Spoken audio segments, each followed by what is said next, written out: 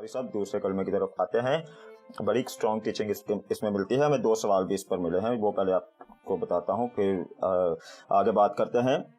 डाकू को यीशु ने कहा, आज ही तो मेरे साथ फिरदौस में होगा। तो जबकि यीशु ने तो कहा कि जब तक कोई नए सिरे से पैदा ना हो वो खुदा की बादशाही में दाखिल नहीं हो सकता। तो इसका क्या मतलब है? ये हमें भेजा हमारी बहन हिना मुख्तार ने। इसके साथ एक दूसरा सवाल भी आता है, तो अगर यीशु ने डाकू को कहा फिरदौस में होगा, तो मरने के बाद क्या यीशु फिरदौस में गए? ये सवाल हमें कोयटा से भेजा हमारी बहन कायनात जुल्फकार ने। और जब हम मत्ती की अंजील का मुतालिया करें, वहाँ हमें पता चलता है कि राह चलते हुए भी यीशु को लान तान कर रहे हैं, सलीब पर जो डाकू हैं वो भी लान तान कर रहे हैं। तो क्या हो गया एकदम से? डाकू की कैसे आंखें खुल गई कि यीशु मसीह ने उसे कहा तो आज ही मेरे साथ फिरदौस में होगा? जी अगस्टिन भाई, खुदावंद आपको बहुत बहुत बरकत दे। एरिक भाई, आपको भी मैं शुक्रगुजार हूँ कि आप लोगों ने मुझे यहाँ बुलाया ताकि मिलकर किताब मुकद्दस की बातों को सीखने वाले बने। तो सवाल करना बहुत अच्छी बात है। और पहला सवाल जो आया है कि यीशु ने कहा कि जब तक कोई नए सिरे से पैदा ना हो वो आसमान की बादशाही में दाखिल नहीं हो सकता। तो बिल्कुल बाइबल मुकद्दस में ये बात हमें मिलती है कि यीशु मसीह ने निकोदेमुस को जो टीचिंग की। तो अक्सर लोग इस सवाल को इस तरीके से भी करते हैं कि जी जो कहता है कि जी बपतिस्मा लेना बहुत जरूरी है पानी का, तो डाकू ने तो कोई बपतिस्मा नहीं लिया। लेकिन मेरे थिंकिंग के मुताबिक पहला बपतिस्मा डाकू का ही हुआ है। अगर हम रोमियो 6 बाब पढ़ें तो वहां लिखा है कि बपतिस्मा यीशु मसीह के साथ मरने और जी उठने का निशान है। तो लिखा है ईमान दिल से और इकरार जुबान से किया जाता है। तो जो हम पानी में खड़े होकर करते हैं बपतिस्मा लेने से पहले, डाकू ने वो आबे हयात के समुद्र के पास खड़े होकर कह दिया कि मैं तुझ पर ईमान ला चुका हूँ। सबसे पहले उसने आपको गुनहगार माना, यीशु मसीह को उसने बादशाह माना। तो जब उसने इकरार करके यीशु मसीह को बादशाह मान लिया, अपने आप को गुनहगार मानकर यीशु मसीह को बादशाह माना, तो यीशु मसीह ने कहा तो आज ही मेरे साथ फिरदौस में होगा। तो पहला जो बपतिस्मा या पहला जो इकरार है, जो नए सिरे से पैदा होने का जो तरीका है, वो सलीब पर डाकू ने अदा किया। तो दूसरा सवाल जो आपने किया ये यीशु मसीह के बारे में कि उसको लान तान कर रहे थे, तो बाइबल मुकद्दस हमें ये बताते हैं, जब चारों अनाजील को पढ़ते हैं कि राह चलते भी लोग यीशु को लान तान कर रहे थे। और ये भी हमें बाइबल में मिलता है मत्ती की इंजील में कि दोनों डाकू यीशु को लान तान कर रहे थे, कि दोनों का नेचर एक ही था। तो बहुत अच्छा पास्टर साहब ने पहले कलमे के बारे में बताया। तो मेरा जो मानना है वो ये है कि दूसरे कलमे की जो बुनियाद है वो पहला कलमा ही बना है। और जैसे आपने भी सवाल में कहा, पायसा ने भी समझाया कि यीशु मसीह ने पहला कलमा 12 बार कहा है। अगर यूनानी मतलब में देखें तो वहां लिखा है कि वो उसे मसलूब करते रहे, वो ये कहता रहा कि अब आप इनको माफ कर। तो यीशु मसीह जब सलीब पर भी दुआ कर रहा था, और सबसे पहले कि यीशु मसीह ने अपनी जमीनी तालीम को अपनी जमा पहना कर दिखाया कि जो वो कहता रहा उसने करके भी दिखाया कि अपने दुश्मनों से मोहब्बत रखो। तो यीशु मसीह ने जब सलीब पर ये दुआ दी है और 12 बार ये दुआ की है, उस दुआ ने उस डाकू के नेचर को चेंज कर दिया था।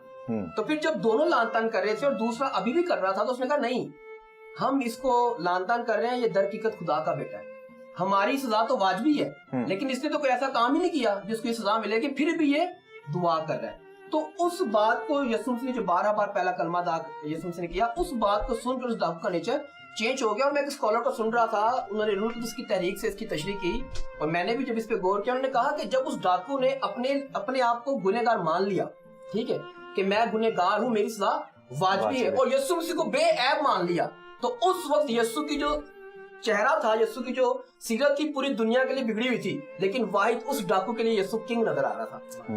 तो उसको वो कांडों का ताज नहीं बल्कि सोने का ताज नजर आ रहा था।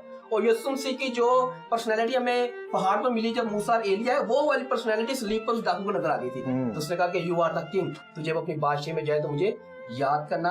यीशु ने कहा मैं तुझसे सच कहता हूँ कि तू आज मेरे साथ फिरदौस में होगा। तो जो एक और सवाल आपने किया कि यीशु मसीह तो 3 दिन के लिए अलमिरवा में चला गया, तो ऑन द स्पॉट कैसे गया? तो इसकी बहुत सी तफसीरें हैं, लेकिन देखें कि जो सिफतें खुदा के अंदर है वो सिफतें यीशु मसीह के अंदर भी है, क्योंकि हमारा खुदा सलूस है, खुदा बाप बेटा और कुदूस एक ही है। तो यीशु मसीह ओमनी प्रेजेंट है, यीशु मसीह कैद नहीं है। वो एक ही वक्त में, बड़ी अच्छी एक बात किसी ने शायर ने की कि यार की बेटी जब मर गई, तो यार की बेटी से किसी ने पूछा कि जब तू मरी हुई थी, तू मौत में तूने क्या देखा? उसने कहा मैंने कुछ नहीं देखा, जब मरी हुई थी तो यही यीशु सामने था, जब आंखें खुली तो यही यीशु सामने। तो Jesus Christ is omni present, ठीक है, वो कैद नहीं है। यीशु मसीह उसको क्योंकि यीशु मसीह ने जैसे स्लीप पे जान दी, फिरदौस खुल गया था। तो यीशु मसीह उसको फिरदौस में छोड़ के आया है, या कहाँ लेकर गया? ये हमें सीखना है, लेकिन ये अपने बुनियादी बात है कि यीशु मसीह ओमनी प्रेजेंट है, तो यीशु मसीह हर जगह मौजूद है। तो एक बार मुझसे किसी ने बात की, मैं कहीं पर गया तो वहाँ डिस्कस हो रही थी, तो अचानक से जब मैं वहाँ पहुंचा तो उन्होंने मुझे देखकर कहा कि भाई साहब हम डिस्कस कर रहे हैं कि वो जो स्लीपर डाकू थे तो उनके नाम क्या थे। तो मैंने कहा मैंने एक किताब पढ़ी है, उस किताब के अंदर डाकुओं के नाम है, रोम की हिस्ट्री में आज भी उन डाकुओं के नाम है। वो जो FIR जो यीशु मसीह के बारे में लिखवाई थी कि ये अपने आप को खुदा का बेटा, और देन ये अपने आप को कैसर से भी बड़ा बादशाह बयान करता है जिस बिहाफ पर रोम ने यीशु मसीह को सलीब कराया। तो मैंने कहा वहाँ हमें उन डाकुओं के नाम मिलते हैं, एक का नाम मेगात्रस और एक का नाम, ये दोनों ग्रीक नाम है, एक का नाम मेगात्रस और एक का नाम योवातास नाम बताया जाता है। तो उन्होंने कहा भाई साहब एक और सवाल का जवाब दें कि दाईं साइड वाला गया कि बाईं साइड वाला गया। तो मैंने कहा ना मुझे पता है और ना मैं इसका मालूम करना चाहता हूँ, मुझे पता है यीशु मसीह को कबूल करो, चाहे मगरिब से आ जाओ मशीद से आ जाओ, यीशु मसीह की भाषा में लिखे। तो ये खुदा का फजल है। और दूसरे कलमे की जो बुनियादी बात ये है कि इंग्लिश में अगर इसको देखें तो फिरदौस की जगह लफ्ज पैराडाइज इस्तेमाल किया गया है, और अगर हम इसको ग्रीक में देखें तो पैराडीसो लफ्ज इस्तेमाल किया गया है, और हम जब पुराने अहदनामा को यूनानी ज़बान में देखते तो अदन के लिए भी लफ्ज पैराडीसो इस्तेमाल किया गया। तो वो काम जो गुनाह की वजह से हुआ कि आदम को बाहर निकाला गया पैराडाइज से, यीशु मसीह ने सलीब पर इंसान को वापस पैराडाइज में दाखिल कर। तो ये खुदा का फजल है हम पर कि यीशु मसीह ने फिरदौस के दरवाजे खोल दिए हैं, और हमने यीशु मसीह पर ईमान लाकर हमेशा की जिंदगी का वारिस बनना है। यीशु मसीह का जो गालिब है उससे मैं उस दरख्त में से खाने को दूंगा जो मेरे बाप के फिरदौस में, और फिरदौस खुल चुका है, और फिरदौस खुलने का बस एक ही सबब था, यीशु ने पूरा कर दिया है सलीब पर जान देकर अपना खून बहाकर। तो thank you so much pastor Rufan, आपने बड़ी खूबसूरत तरतीब से सारे सवालों का जवाब दिया है, और यकीनन जिन जिन लोगों ने हमारे नाजरीन ने सवाल भेजे थे उनको जवाब मिल चुके होंगे। कितनी खूबसूरत बात है ये कि सलीब का हर एक कलमा जो मसीह यीशु ने सलीब पर अदा किया वो अपने अंदर जिंदगी रखता है, समंदर रखता है।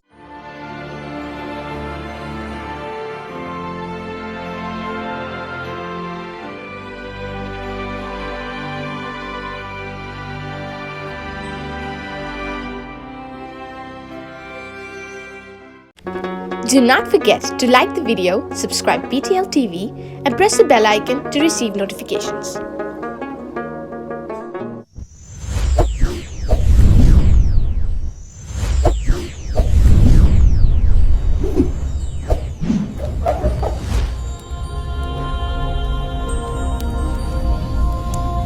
Jesus is the light of the world.